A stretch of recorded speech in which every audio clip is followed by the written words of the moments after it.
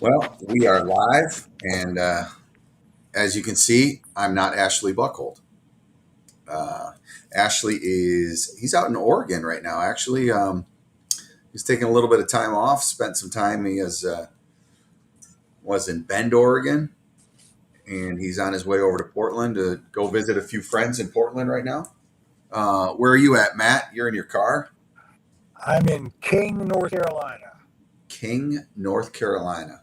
That's near Winston-Salem. I'm getting ready to spend the afternoon with my dad, who's in a senior living place. Nice. Um, oh, you just went dark on us. There you are again. So we're talking, getting ready for the show, and you were talking about something you saw on the road. So, Matt Lehman, from the road, what can you report? What'd you find? Oh, you're on mute. Hey, Matt, you're on mute. You're still on mute. Oh, and he's gone. Well, I can bring you up to speed a little bit on what we're seeing in the lumber market. Here we go. There you go. All right. So, from the road, what did you From see? the road, there was a, a place that was a chain yard, contractor yard. I'd never even seen before, just behind trees. And there was just the view that I had. It looked like just acres and acres, football fields and football field of lumber and trusses that were manufactured. Some a little bit older, just started to turn a little bit, but it was unbelievable at the space this place had. It was, and I got to thinking about that's probably not abnormal. That's probably what a big lumber yard looks like with truss plant on it. What the operation looks like in this kind of market. It's I was driving down the road for about 30 minutes on the interstate. I think I passed more lumber trucks never had before making this trip. And I try to go between 12 and 2 every day. And I saw about 15 loads of lumber trusses in half hours on the road. So that's me we're going past each other 140 miles an hour. And that many of them came by in 30 minutes. It was just a lot of lumber on the road. It was pretty wild. Well, I mean, this has been a wild ride. Everything turned on the expiration of November futures. So that happened on November 15th. So here we sit today, the 16th, I think, today, um, 31 days later, and prices doubled in 31 days. Um, Yeah. There's what are been the some mechanics? fallout from that has been, um, I've seen it most in the multifamily sector where people just, when the first week that we had the first $100 up, people just said, nope, not going to pay it. Wanted that last week's price. They didn't get it. Now each week, another group of people that goes to that pile of, I wanted to buy it, I'm not going to pay this price. So I think we're hitting some price thresholds on the multifamily side anyway. But on the contrasting side of that is those guys are bought for 6 months out. They got wood in warehouses. They're committed. They got it all done, and they they want to take more. In fact, what I've talked to, they're probably short. They haven't bought everything they need to because they don't believe the market's going to stay up, and they're not going to pay $1,200 for 2x4s when they took the orders with that's kind of they're breaking, or maybe you lose a little money. But I think they'll take a chance to ride it out. So let's just talk quick about the mechanics that cause this phenomenon in the market. Um, and it's that the market is short, and it's not in the very short term that it's short, but what you have are these projects that were in the works, in the plans for 2 years. Like, there's no one can deny the United States is underbuilt as far as the number of housing units we need. That is a true statement, and all the economists will agree with that. So if you're a developer, you go out and you acquire the land and you do the survey, you get your building designed, you group your contractor and subcontractors together. This doesn't happen in a week's time frame. I mean, this happens 24 months ahead before you even break ground, right? So Right. This market was short for the previous 2 years. So now, as these contracts get let and you get closer and closer to construction date, um, they become very sensitive to what's happening in the lumber market, and they start to pay attention. And they're like, okay, when are we going to procure this material for this project? So everything was looking really good for these multifamily builders this fall. Prices had come off the. Oh, well, I'll keep talking while Matt comes back. The prices had come off their highs. Um, they began to prices came off their highs. They kind of stabilized in a smaller range, and things were looking pretty good. And then on November 15th, November futures expired, and something triggered it, and a round of buying took place. And I'm guessing that buying was first quarter kind of needs. Now, as the prices escalated, we started to get into the price range that these projects we were exceeding the forecasted prices for the projects that the projects used for their lumber costs, and it starts pulling more people into the market because they don't want to lose money. And human nature says whatever was in my immediate past is going to continue on into perpetuity. So all of a sudden you've got guys maybe buying for second quarter needs. And I think Matt, you said you've heard about that, right? Yep, I've seen in North Carolina the truss plants are buying is they're buying as far out as they can buy. They physically hold space for it, and that's their order file. It's um, it's it's quite a phenomenon with everybody just almost keeping the maximum inventory they can and wanting more. Yeah. So that there's a short part of this story, which is the wrap up. You end up with, say, 3 to 4, maybe 5, 6 months of lumber buying needs that has been compressed potentially into a 1 month period. So Exactly. If you think about it, we've been in an up market since the second half of August. We haven't pulled back at all. We've been this bull market is well established, and it's just, and some people have been looking for a pullback to buy. We're not getting it, and the the only explanation for a market that's been going up that long and this strong is buyers have to be accumulating inventory. They're oh, for not sure. liquidate inventory because the prices on the mills, the pressures on the buy side, and these guys are just sticking with the program. Just every day just keeps better and better, so they're not backing off. Yeah, but as you got to think about the length of the run of the bull market is about 4 or 5 months. It's time for it to catch your breath. Yeah, and I think there was a little bit. The market gave a little head fake there in late October, November, Yeah, um, and people looked like, okay, here's the opportunity. I'm going to work my inventory down, and then in late December, maybe beginning of the year, I'll start building it back up for that spring. And maybe the whole, not just the short business that I talked about, that long term developer kind of business, but even the lumber dealers let their inventories go down. And now we're into this massive accumulation mode. yeah. And if it's panic buying, we know that ends, and it isn't pretty. Now, so yeah, what's a buyer to do right now? It's you find yourself in a bit of a tough spot. You obviously want to you don't want to lose money on a project, right? And So some of them sometimes I get sucked out of the of what the market's going to do, and I base everything I think about the market on the FTP looks like it's going to do in the future. And right now, it looks to me like it's going to be firm until the end of February, then get a little break, and then a pop back up, and then down again from in May.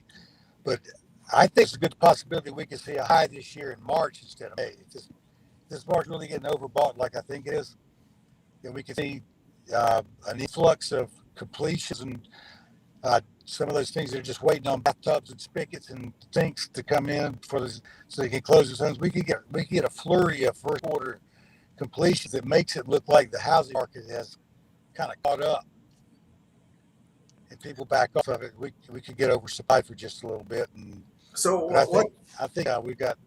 I think the surprise this year is to the downside, not to the upside. what could what are certain things that could hold the market back? Um, I think you and I talked.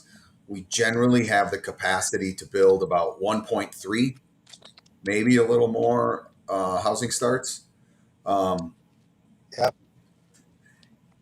let's say labor breaks free and we actually find some more hammer swingers. What is that going to do? Well, our completions rate for the last half a decade has been at 1.2, 1.3 million. So we've this housing market's gone through a period of not having labor problems and still only getting the same amount complete. So I I kind of I can't really blame it on the labor. I don't think I think it's just a noisy thing everybody says, and but everybody wants to get more labor, but there's a limited capacity of like trusses, for example. I mean, there's only certain the concrete, the there's the plumbing, the electrical, all that stuff. Everybody's not sitting on extra capacity looking for an outlet to blow it off into the housing market. I mean, there's a limit to what we can do, and I think at one point that 1.3, or maybe even if you bump it up to 1.5, that's still not 1.7 worth of starts and framing packages we're doing on a monthly basis. So I So was just I've been at, covering it. I'm calling it out covering the kick. well, I was at the NRLA show, and my booth was next to a window manufacturer booth, and those guys, they were not selling more windows. They were talking to their customers and trying to appease their customers and saying this is as much as we're going to be able to get out this year. Um, Right. And you think that at some point that the home builders got to go, well, we we'd like to build or we can sell 2 million houses. So I'm going to say we're going to build 2 million houses because we've got them sold. That assumes everybody in the pipeline is going to give them 2 million houses worth of product. And it's not out there. The whole, not just the lumber package, but the entire package to build a home. There's not enough supply, but to build about 1,000,003 houses a year. So yeah, in essence, the lumber market is already oversupplied. What we can actually do, what we use, and we're buying it to make the shortage even worse. So that's why it's just too obvious. There's a lot of pre-buying and speculative buying and inventory accumulation going on for fear of having another year like last year. well, now in addition to I talked about earlier that November 15th date was the turn, and this thing started taking off. Now, of course, we had the supply or the transportation disruption in there out of British Columbia. I mean, all indicators are Western Canada is not going to be making any more lumber. Um, this wood's going to be coming out of the south. The need comes from the south, or the supply will be coming from the south. What are you hearing about more production and when that'll be available? From south, Yeah, oh, are you talking about? No, there's there's a mill in. I'm going to say probably 90% of it is coming from the south, but it's spread out probably over the next 18 months. And the first of it starting in January. I think there's a mill over in East Texas starting up in the first year. So, well, we're still a couple of months from getting any wood out of that place, which is I think it's a 500 billion square feet board foot mill that they'll probably crank up about half 50% of capacity. And so it's not like it's going to be any influx of stuff coming out. But over the next 18 months, I think you can expect steady, you know, every other month you might have a mill open that's just kind of coming in line to get them done. yeah. So it just seems bizarre to me. We we seem to have, we're producing about as much as we can produce. We're consuming at a rate that is definitely governed by the number of labor and other materials, yet we still seem to be going up. So, like, what's the canary in the coal mine to keep our eyes out for? Well, this is to me. This is it. Um, I think what we're experiencing right now is we're experiencing the middle of the process of panic buying and building and accumulating inventory. And we did that in April last year and got away with it somewhat because it was right at the peak of building season, the beginning of the building season. You start doing it right now, the beginning of winter. It's the wrong time of year to be betting on demand starting to go up. I mean, it's temperatures are warmer, but you can talk about all the advantages of that. But look at all the tornadoes and devastation that's been created from just because it's been warmer, and we're enjoying this building season. And got to keep that in mind too. There's going to be a lot of lumber needed for where these tornadoes have gone. You know, it's at some point, but it's not going to be January or February. It's going to be next fall. Things get cleaned up. Yeah, it just seems like we can't get ahead of the pace. So we have a question here. What about OSB capacity? I mean, I know Royal Martin has that big mill that's going to get going. Um, what's your read on OSB? Um, I think OSB's at a place where it, it's just slightly undersupplied for for the way that we're buying it right now, which is an inventory accumulation and buying at a pace of 1,700,000 starts. Um, I think they're almost keeping up with that. So I think compared to demand, and I mean I just had this thought compared to demand between lumber and OSB that OSB is going to continue to be in shorter supply or tighter supply than lumber will be. Really? So, all right, another question, and this comes from my experience out at that NRLA show. The number of people that I was talking to with regards to Euro lumber and Brazilian pine plywood, it it's becoming a much more readily accepted product. Um, like it's hard. Euro, for instance, is very hard to argue the quality of the product. The engineering specs can, the design values can definitely, you can dispute that. But Well, they passed the test. how do we assess that? I mean, on our platform, we see Euro and Brazilian pine being bought and sold every day. Yeah. So, but I mean, I think it's already passed the test of being grade worthy. So I mean, it's coming, and there's no reason to think that not more of it's not going to come at these kind of prices. Absolutely. And I mean, I haven't looked into it, but is there going to be any shipping constraints on that? Or are they going to be able to get as much as they want over here? I don't know, but have you heard the thing about the way the shipping the numbers look now? I've got a buddy that works in a logistics firm. At any moment, he can pop up and see the live. There's actually an app to see what the ships are. But what they've done now is they're telling the ships to park 100 miles to 1,000 miles offshore and wait. So when you take a picture of the boats in the port, all you see is what's between you and the horizon, and that's about 1/3 of the ships that are anchored out there. So there's another there's at one point there's 30 ships on the picture and 62 anchored at sea. That was the beginning of the week. So is it going to get better? I don't. I can't determine what it is on these boats that we got to have so badly. It's so much of all of a sudden. Um, yeah, you know what? There's I mean, well, look, I'm not missing a thing in my house waiting on something off of the ship.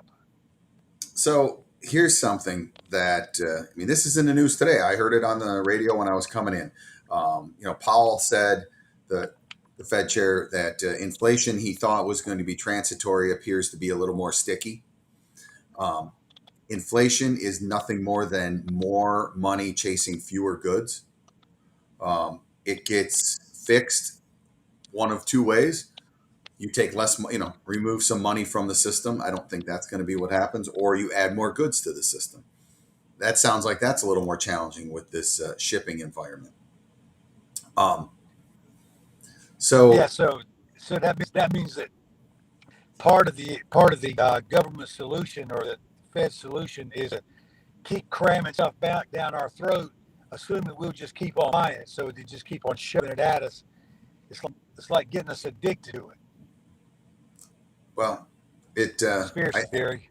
what's going to be challenging, I think, as we start to become less accommodative, where they try to do something with the inflation, is that we put the money into people's hands across the board, and once we start pulling that money back, it's going to expose the dichotomy of the rich Yeah, versus. that gap's going to get wider and wider between reality and having the free cheese every month. Yeah. So, but let's take this back to lumber. So, Matt Lehman, you're a lumber buyer today, and you're sitting there, and lumber's approximately $1,000, maybe a little more for this, a little less for that. You've got business coming. I mean, there's no doubt about it. You could sell as much as you want. Uh, what do you do as a buyer? What's your strategy? Well, I would assume that if I had taken my own advice and bought through February in the end of October, beginning of November, I'd be sitting pretty. But I'm going to assume that I didn't do that. If I just said I bought 6 weeks worth of wood because that's all the space that I have. Well, hang on. And so, Before you go there, let's talk about that. If you took your own advice and you bought through the end of February, now you're sitting here and you're like, okay, I've got wood on the ground. I've got wood coming. I'm covered through February, but holy smokes, I look out at the March futures contract and it's trading $1,100. May's trading, 1050.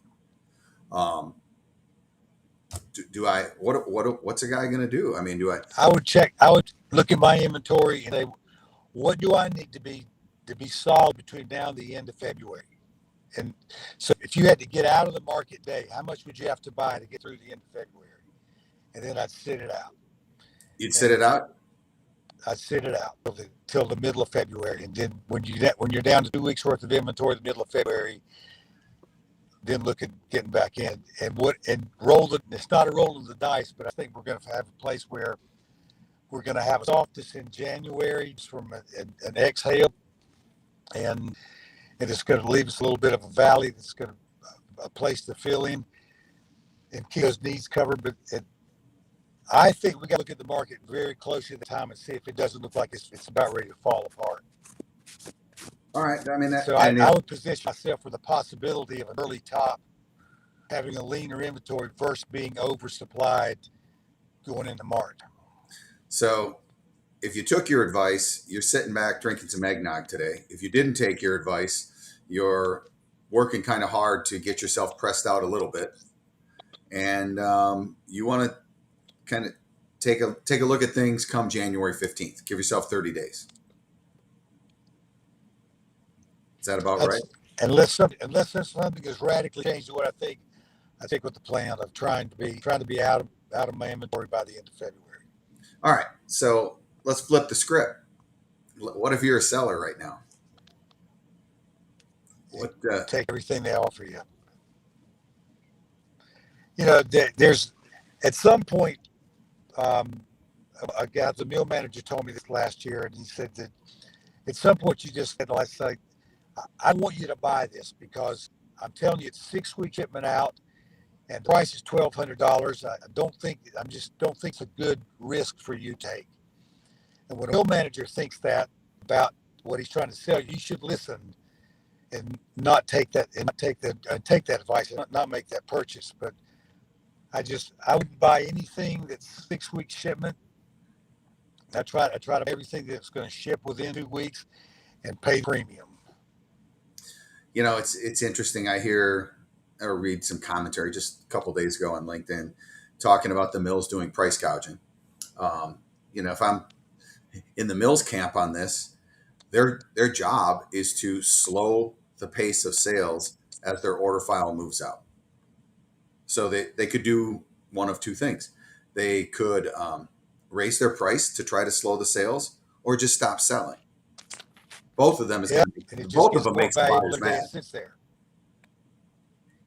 So at some point, it becomes the not having an order file becomes more valuable than the part of the order file that you do have. Yeah. I like that. I'm about to write about that. All right. Well, I think we're probably at starting to get a little pause. That's my sense, at least. Maybe a little bit of a pause in the activity of buying, and it's more about the fact that prompt wood's not available. Shipment times have extended out. We're looking at the holidays coming in. The time between Christmas and New Year's is always a little goofy. Yeah. I think people are licking their chops or licking their wounds a little bit in here. There's definitely this. I mean, unprecedented, fastest move ever. We doubled prices, $500, 1,000 in basically in 30 days. There are a lot of people that went into this rally we're in right now still holding wood from the last rally last spring, still holding some of that high price wood from May. That's phenomenal that things that as much busy as it seems like that you would think that everything that you bought last May was turned a long time ago. You would think. But So, something happened to well, things just don't match up, with the volume number that's we're going through and acting like we have and pricing for. I think one. I think one of the things we need to take away from the last rally is the lumber market on a very short term basis is inelastic, meaning you can't sell from an empty pot. You're going to pay whatever the price is, right? But it right sizes itself quite quickly as soon as everyone's covered. This thing will go down as fast or faster than it came up. Yeah, and those things seem like they always happen within the year. It's not like a waiting for it 5 years later to happen. It's pretty quick. Right. So this is tough. I wish it would be nice to have the crystal ball. It'd be nice to be sitting on a pile of lumber right now. I guess the best advice out there is, be careful. Be careful with your counterparties. Make sure everyone is doing what they say they're going to do. Um, get as much information as you can every day. That's what we're doing here at Materials Exchange. The more information we can put, the more information we can one put in little your piece of hands. advice that I'd offer is if you find yourself in a spot where you just have to buy something because you just ran out, you misjudged it, or you got a big order for it, you just ran out. It is so critical that you recognize that need as soon as you can and buy it as soon as you can. Preferably earlier in the week, but if it happens, it shows up on Thursday, buy it Thursday because you're gonna every day you buy it, you're gonna beat a higher print that's gonna be coming for the next 3 or 4 weeks. And it'll save you some. It'll save you me just to buy early in the day and early in the week if you get a chance to do that. Yeah, hesitating is not your friend right now. That's for sure. So look, just want to reiterate: Materials Exchange is here to help you with your business. We're bringing you great, industry insight from leaders like Matt Lehman, like Greg Kuda on Tuesdays with our futures talk. Greg Riley and Matt Beamer on Wednesdays. And tomorrow in our smart market, we've got a very interesting guest. Tomorrow, we're going to be talking to someone from the hardwood market. And while it may not pertain to you directly in your business, I think it's extremely important to every now and then stick your head outside of your little ecosphere and say, what else is going on? Because guess which building products matter to the hardwood market? Cabinets, flooring, A lot. a whole lot. So yeah, tomorrow's guest, very interesting fellow. We're going to have a good chat about what's happening in hardwood. Matt, appreciate you taking time out of your day on your way to see your It's a pleasure. Thank you all for coming too. And we'll see you next Thursday. Ashley will be back in the seat next Thursday. Well, next Thursday that's the 23rd. Next Thursday is the 23rd. We'll have this show and then kick off our Christmas holiday. It might have to be an eggnog show. Hey, nothing wrong with a little eggnog. All right. Take care, everyone. Matt, appreciate it. And we'll see Thanks, everyone guys. next Thursday.